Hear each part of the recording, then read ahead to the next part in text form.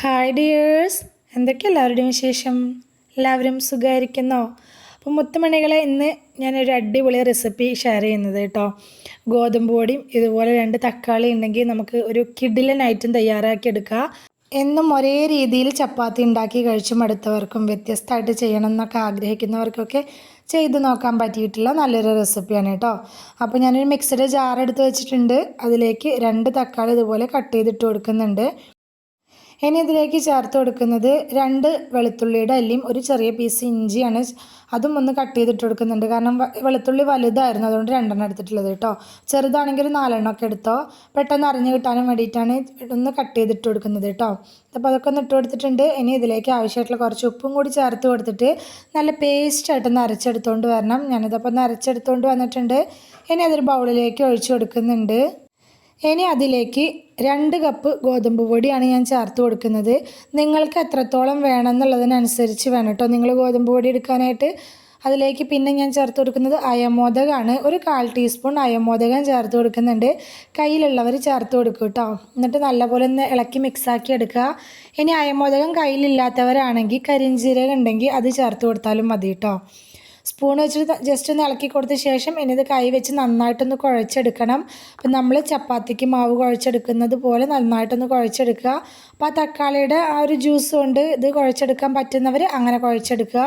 എനിക്കിപ്പോൾ അതിൻ്റെ ഒരു നനവ് കൊണ്ട് കുഴച്ചെടുക്കാൻ പറ്റാത്തതുകൊണ്ട് കുറച്ച് പച്ചവെള്ളം കൂടി കൂട്ടിയിട്ട് ഞാൻ അതുപോലെ ഒന്ന് കുഴച്ചെടുത്തിട്ടുണ്ട്.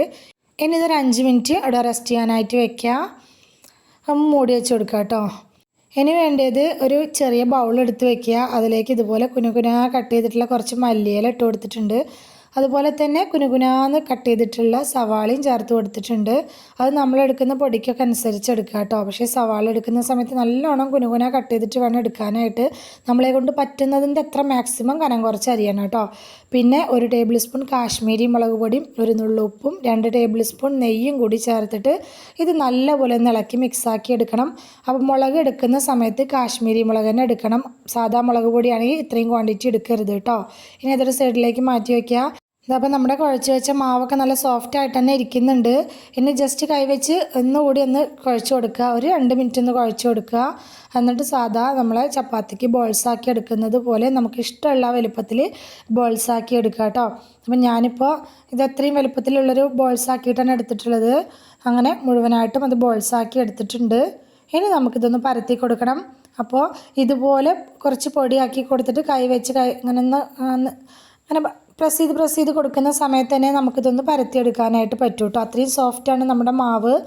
അപ്പോൾ അങ്ങനെ ചെയ്യാൻ പറ്റുന്നവർ അങ്ങനെ ചെയ്യുക. അതല്ലാന്നുണ്ടെങ്കിൽ ചപ്പാത്തി പരത്തുന്ന സംഭവം കൊണ്ടൊന്ന് പരത്തി കൊടുത്താലും മതി കേട്ടോ.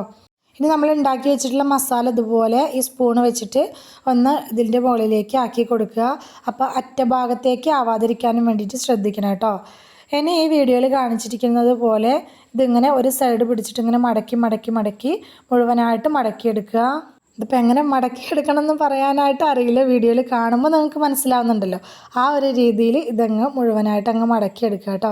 ലാസ്റ്റ് ഇതുപോലെ ആയി കിട്ടും. ആ സമയത്ത് ഇങ്ങനെ ഒന്ന് ഞെക്കി കൊടുത്തിട്ട് ജസ്റ്റ് ഒന്ന് പ്രസ് ചെയ്ത് കൊടുക്കുക കേട്ടോ. അപ്പോൾ ആ ഫില്ലിങ്സൊക്കെ ഉള്ളിലേക്കാവും. ഇനി നമുക്കിതൊന്നുകൂടി ഒന്ന് പരത്തിയെടുക്കാനുണ്ട്.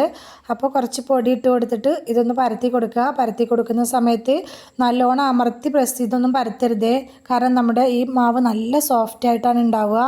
അത് ചെറുതായിട്ട് നമ്മളൊന്ന് പരത്തി കൊടുക്കുന്ന സമയത്ത് തന്നെ പെട്ടെന്ന് അത് പരത്തിയെടുക്കാനായിട്ട് പറ്റും കേട്ടോ. വല്ലാതെ അമർത്തി കൊടുത്ത് പരത്തുന്ന സമയത്ത് ഫില്ലിങ്സൊക്കെ ഒരുപാട് പുറത്തേക്ക് വരും. ഇതുപോലെ പരത്തിയെടുത്ത ശേഷം നമുക്ക് ചൂടായിട്ടുള്ള ചട്ടിയിലിട്ടിട്ട് നമുക്കിതൊന്ന് ചുട്ടെടുക്കാം. അപ്പോൾ ഒരു സൈഡ് ആകുമ്പോൾ തിരിച്ചിട്ട് കൊടുക്കുക. ഇനി വേണമെന്നുണ്ടെങ്കിൽ നമുക്കിതിലേക്ക് വെളിച്ചെണ്ണ ആക്കി കൊടുക്കുക കേട്ടോ. ഒന്ന് സ്പ്രേ ചെയ്ത് കൊടുത്ത ശേഷം നമുക്കിത് ചുട്ടെടുക്കാം. അപ്പോൾ ഞാനിപ്പോൾ വെളിച്ചെണ്ണ സ്പ്രേ ചെയ്ത് കൊടുത്തിട്ടുണ്ട്. ആ സമയത്ത് നല്ലൊരു ടേസ്റ്റാണ് കേട്ടോ. അപ്പോൾ നല്ല ഹെൽത്തി ആയിട്ട് കഴിക്കണം എന്നുള്ളവർക്ക്, ഓയിൽ ഒട്ടും വേണ്ട എന്നുള്ളവർക്ക് ഇത് സ്കിപ്പ് ചെയ്യുക. അപ്പം ഞാനിതിപ്പോൾ വൈകുന്നേരം മക്കൾക്ക് കൊടുക്കാനും വേണ്ടിയിട്ടാണ് ഉണ്ടാക്കുന്നത്. അതുകൊണ്ട് ഞാൻ കുറച്ച് വെളിച്ചെണ്ണ ആക്കി കൊടുത്തിട്ടുണ്ട്. വെളിച്ചെണ്ണ ആക്കിയിട്ടൊക്കെ ഉണ്ടാക്കി കൊടുക്കുമ്പോഴാണ് അവർക്ക് നല്ല ഇഷ്ടമാവുക. അപ്പോൾ അപ്പോഴാണ് ടേസ്റ്റും കൂടുതലുള്ളത്. അപ്പോൾ തിരിച്ചും മറിച്ചിട്ടിട്ട് ഒരു മീഡിയം ഫ്ലെയിമിലിട്ടിട്ട് വേണം നമ്മളിത് ചുട്ടെടുക്കാനായിട്ട്. ഒരുപാട് ലോ ഫ്ലെയിമിലും വെച്ച് കൊടുക്കരുത്, ഫ്ലെയിം അല്ലാതെ കൂട്ടിയും വെച്ച് കൊടുക്കരുത് കേട്ടോ. നല്ല അടിപൊളി ടേസ്റ്റിലുള്ള നല്ലൊരു വെറൈറ്റി ചപ്പാത്തി കിട്ടിയിട്ടുണ്ട് നമുക്ക്.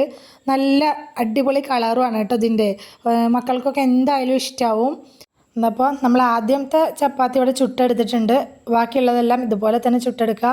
സ്റ്റവിൻ്റെ അടുത്ത് നിന്നിട്ടാണ് നമ്മൾ പണിയെടുക്കുന്നതെങ്കിൽ ഓരോ ചപ്പാത്തിയും പരത്തിയെടുക്കൽ കഴിഞ്ഞാൽ അപ്പോഴൊക്കെ അപ്പം തന്നെ നമുക്കിത് ചുട്ടെടുക്കാനും പറ്റും. അങ്ങനെ ചെയ്യുമ്പോൾ പെട്ടെന്ന് തന്നെ പരിപാടിയും കഴിയും കേട്ടോ. സിമ്പിൾ പരിപാടിയാണ്, അധികം പണിയൊന്നും എടുക്കാനില്ല. ഇനി ഇത് കഴിക്കാനായിട്ട് പ്രത്യേകിച്ച് കറികളുടെ ഒന്നും ആവശ്യമില്ല. ചൂടോടുകൂടി നല്ലൊരു കട്ടൻ ചായൻ്റെ കൂടെ അടിപൊളി ടേസ്റ്റാണ് കേട്ടോ. ആ തക്കാളിയുടെയും ഇഞ്ചി വെളുത്തുള്ളി ചേർത്തതിന് അയമോദകത്തിൻ്റെയും ഒക്കെ ടേസ്റ്റായിട്ട് വരുമ്പോൾ നല്ല ടേസ്റ്റ് ഉണ്ട്. അപ്പോൾ അയമോദകം ഇല്ലാത്തവർ ഞാൻ പറഞ്ഞ പോലെ കരിഞ്ജീരകം ചേർത്ത് ഉണ്ടാക്കിക്കോട്ടോ, അതും നല്ല ടേസ്റ്റ് ഉണ്ടായിരിക്കും. നല്ല സോഫ്റ്റ് ആയിട്ടുള്ള നല്ല ഒരു അടിപൊളി വെറൈറ്റി ചപ്പാത്തി റെഡി ആയിട്ടുണ്ട്. തീർച്ചയായിട്ടും ട്രൈ ചെയ്ത് നോക്കിക്കോട്ടോ. എന്നും ഒരേ രീതിയിൽ ചപ്പാത്തി കഴിച്ച് മടുത്തവർക്കും അതുപോലെ കറിയൊന്നും ഉണ്ടാക്കാനൊക്കെ മടിയുള്ള ദിവസങ്ങളിലൊക്കെ നമുക്ക് ബ്രേക്ക്ഫാസ്റ്റ് ആയിട്ടും ഡിന്നറായിട്ടും ഒക്കെ ഉണ്ടാക്കാൻ പറ്റിയിട്ടുള്ള നല്ലൊരു റെസിപ്പിയാണ്. നമ്മളിപ്പോൾ ഉള്ളിൽ ചെറിയ ഫില്ലിംഗ് ഒക്കെ കൊടുത്തുകൊണ്ട് സവാളയൊക്കെ കടിക്കുന്ന സമയത്ത് നല്ല ടേസ്റ്റ് ഉണ്ട് കേട്ടോ. തീർച്ചയായിട്ടും ട്രൈ ചെയ്ത് നോക്കണേ. പുതിയതായിട്ട് ആരെങ്കിലും നമ്മുടെ വീഡിയോ കാണുന്ന കൂട്ടുകാരുണ്ടെങ്കിൽ പ്ലീസ് ഒന്ന് സബ്സ്ക്രൈബ് ചെയ്ത് സപ്പോർട്ട് ചെയ്യണം കേട്ടോ. വീഡിയോ കണ്ട് ഇഷ്ടമായിട്ടുണ്ടെങ്കിൽ മറക്കാതെ ലൈക്ക് ചെയ്യണേ, ഹൈപ്പ് ചെയ്യണേ. നിങ്ങളുടെ അഭിപ്രായങ്ങളൊക്കെ കമൻ്റായിട്ട് പറയണം. റെസിപ്പി ഇഷ്ടമായിട്ടുണ്ടെങ്കിൽ നിങ്ങളുടെ ഫ്രണ്ട്സിനോ ഫാമിലിക്കോ ഒക്കെ ഒന്ന് ഷെയർ ചെയ്ത് കൊടുക്കുക കൂടി വേണേ. ഇതുവരെ കൂടെ നിന്ന് സപ്പോർട്ട് ചെയ്തിട്ടുള്ള എൻ്റെ എല്ലാ മുത്തുമണികൾക്കും ഒരുപാട് നന്ദി. എന്നാൽ ശരി, സിമ്പിൾ ആൻഡ് ടേസ്റ്റി റെസിപ്പിയുമായി ഞാൻ വീണ്ടും വരാം. ബൈ.